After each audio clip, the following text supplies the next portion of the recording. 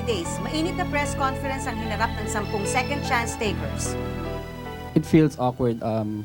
It's been a long time since nagsama kami ni Raven sa isang show. Walang nakaligtas sa matatapang na pagtatanong ng press. Any emergency situation. That's why I gave him sole custody. That was my chance to get my daughter back. Pero ngayong gabi, isa sa kanila ang hindi na mabibigyan ng second chance. Ngayon na ang last supper sa day 5 ng 30 days.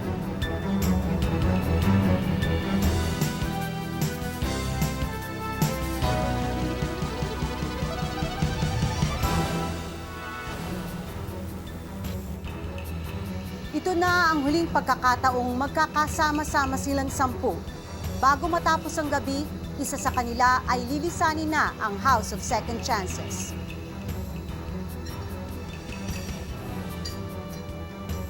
Apat na araw kayong dumaan sa iba't ibang klase ng pagsubok. At alam naman ninyo na sa bawat pinagagawa sa inyo ay may dahilan.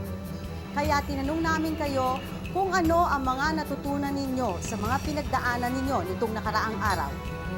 During the press con, dito ko na-realize na andun ka na sa edad na you have to be responsible for yourself na in a sense na pag tinanong ka, kailangan sagutin mo, hindi ka na pwede magpa-cute. Dahil hindi ako komedyante lang, kailangan talagang seryoso ang isip ko. As in being older, kailangan talagang seryoso ang sagot ko. Kailangan talagang galing sa puso yung sagot ko, hindi pwede galing sa utak. Pakikisama sa lahat ng kasama ko. Dati medyo bata pa ako noon eh. Hindi ko masyadong pinofocus kung ano bang dapat gawin. Mas marunong na akong makisama. Hindi kagaya dati medyo, bahala na kayo dyan. Kasi ako, ito ko. Yung ganun. Hindi porkit nawala ka sa industriyang ito, mawala na yung confidence mo sa sarili mo, tsaka yung pakikitungo mo sa ibang tao. Yun ang naibalik sa akin ng 30 days. Para pa-realize sa akin kung ano yung halaga ng being an artista. Kasi ikaw yung role model.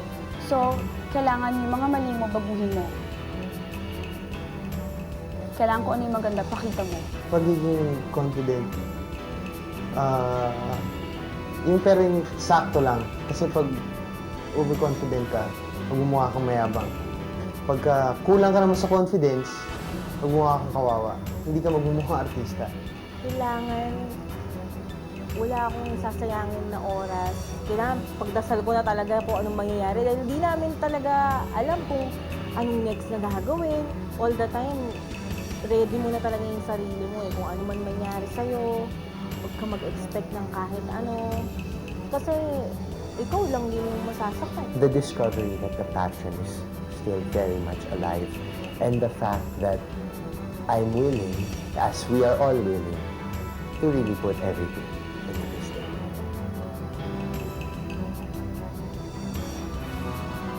The stress, the fatigue, all the pain that we're going through, you know, with the press, with the people here, with the way the show's running, it's all happening for a reason, and it's all, you know, to test our character and to see if we have what it takes. And I'm learning that I really do. Sana kung ginawa ko to before, when I started showbiz, sana wala nangyaring bagsak ang career ko. Making over starts from within, from ugali. No? Kasi pwede kang mag-make over physically, pero ang ugali mo hindi nag-make over. You tend to show that through your eyes. Kung you're overconfident, nakikita ng tao. You're kulang sa confidence, people see you. So it starts within. Isa sa kanila ang maiiwan ngayong gabi. At yan ang susunod nating haharapin dito sa 30 Days.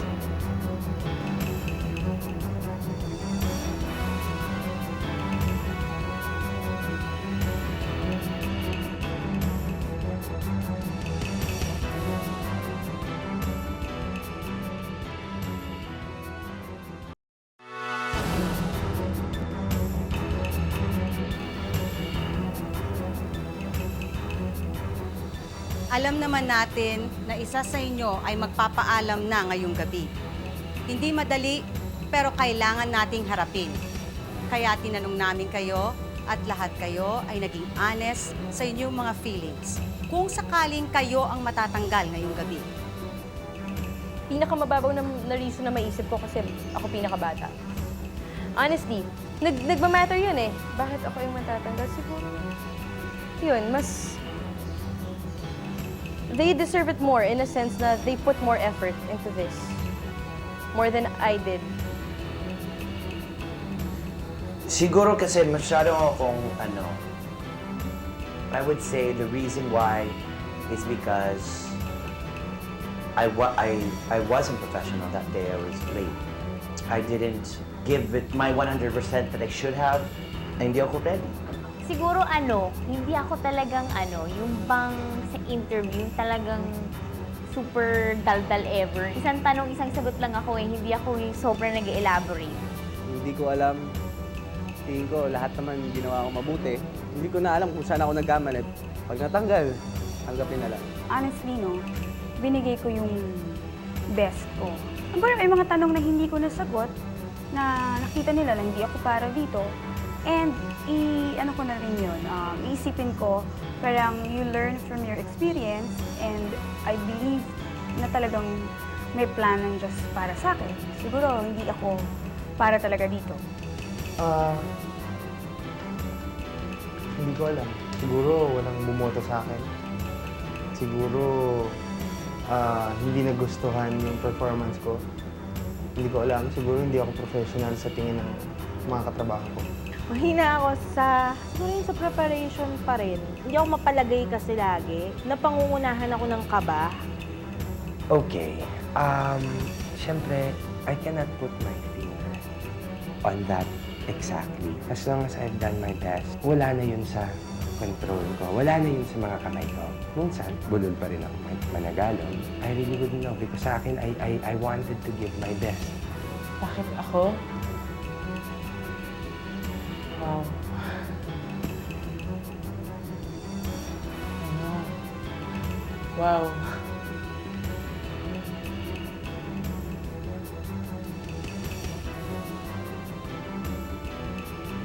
No. I can't answer that. I really can't. Kanina pa ako umiiyak eh. Bakit ako matatanggal mamaya? Well, siguro, my confidence level. I guess, nag-shift siya from being slightly confident to no confidence to overconfident. I'm not maintaining a straight confidence level line. That is my weakness right now. I have a tendency na I don't believe in myself sometimes. May gustong sabihin sa inyo ang ating mga jury na sina Christopher De Leon at Manay Lolit Solis. At meron din silang pabaon para sa isang magpapaalam. Kung iisipin mo kayong 10, bali, by now, na iba na eh. Di ba? Halos yung kumbaga yung na-reinvent na kayo, kilala na uli kayo ng mga tao. Hindi na nakakalungkot isipin na may isa-isang matatanggal. Kasi lahat kayo winner na eh. Yung 10 to winner na eh. Doon naman sa matatanggal, hindi naman ibig sabihin nito, hindi ka kasing husay ng mga minsan na may iwan. Kasi kahit na yung mga unang natanggal sa inyo, nababalik-balikan na rin ng mga tao na, ay, andyan pala si Rita Magdalena. Ay, andyan pala si ano. Eh, lalo ka na, nakasali ka doon sa 10. Di, ibig sabihin nun, mahusay ka rin. Kaya nga lang, kahit sa contest, di ba, may naiiwan, may tawag dito, may nauuna. Sabihin mo na, isipin mo lang na mas nauna silang nakatakbo kaysa sa'yo. Hi guys. Hey, guys, you have done very well. Saludo ko sa mga ginagawa ninyo. Nakita nyo sa amin ang hinanakit ninyo sa industriya, all at the same time, ang kabulukan ng industriya. No? At ang advantages naman of being an actor and how you love your work. That is important. Sa mga mavo-vote out, remember that you have done something worthwhile for the industry. Remember that. And keep it up. Thank you very much for joining this contest and for being there. God bless you guys. Oras na para lahat kayo ay pumasok sa loob ng bahay.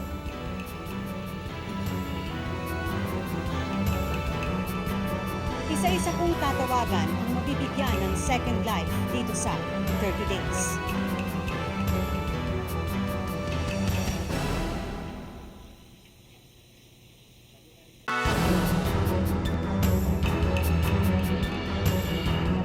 Dito nakabase kung sino-sino pa ang magtatagal sa House of Second Chances.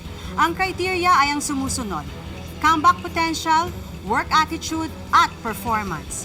Ang 25% ng score ay manggagaling kay Christopher De Leon. Another 25% ay manggagaling kay Manay Lolit Solis.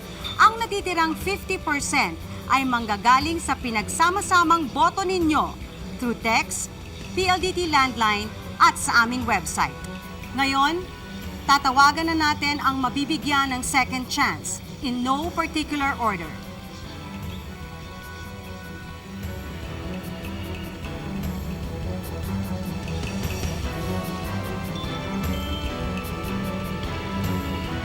Jana,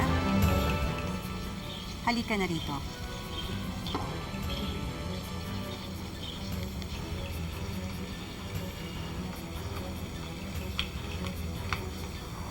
You may take your seat.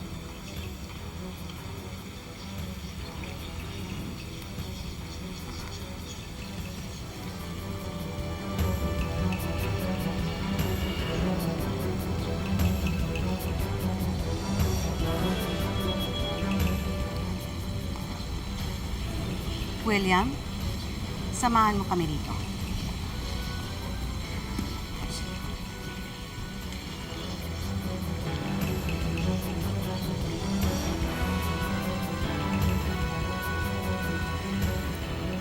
Please join Jana.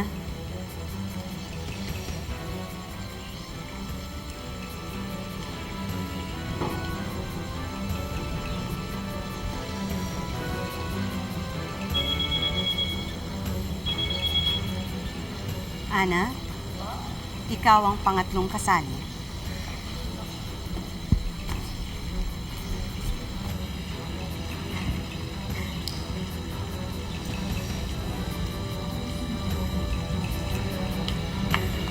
Naghihintay na sila sa'yo.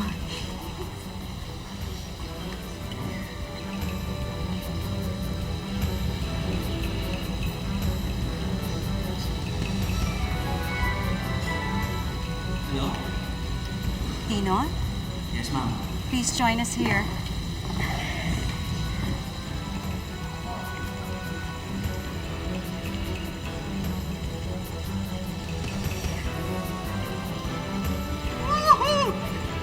Congrats!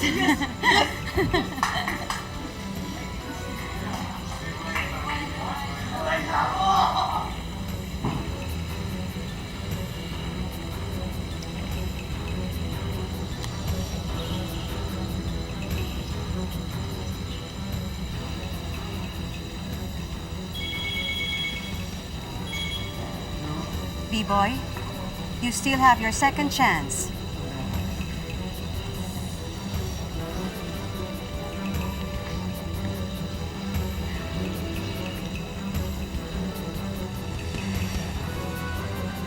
Congrats, samahan mo na sila.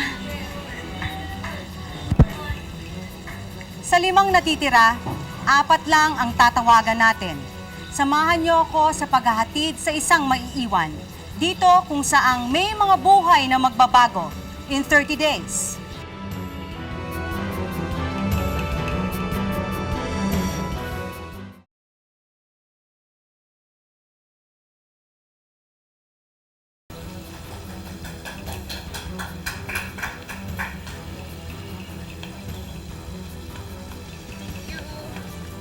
Samahan mo na sila.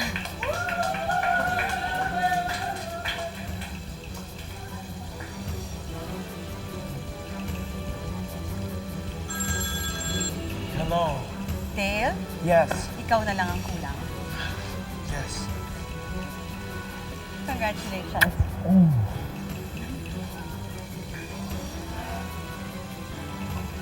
Ang 2 natitira na lang ang nakakuha ng pinakamababang scores.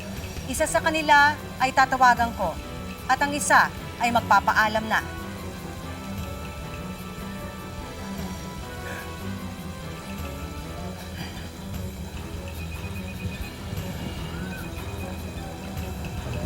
Checo, you are staying in the house of second chances.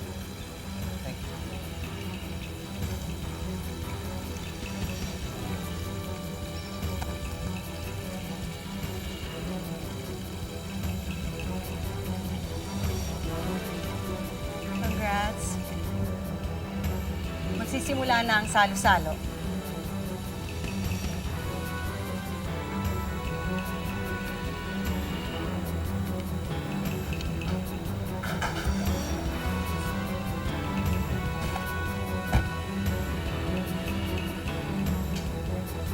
Congratulations sa inyong lahat. Nadugtungan pa ang pagkakataon ninyo para ipakita kung sino sa inyo ang karapat-dapat na mabigyan ng second chance. Nasa harap ninyo ang scripts na dapat ninyong pag-aralan sa susunod na linggo. Pagbutihin ninyo dahil narito ang taong susukat sa inyong kakayahan. Sa isang linggo tayong magkakasama-sama. Inaasahan ko na magiging makabuluhan ang ating pagtatagpo. Inaasahan ko rin na pag-aaralan nyo ang bawat role na ma-assign sa inyo. Ayoko nang may nanilate. Gusto ko pag-aralan nyo ang lahat ng dapat yung pag-aralan para mas mahusay ang ating pagtatagpo. Magkita tayo sa isang linggo.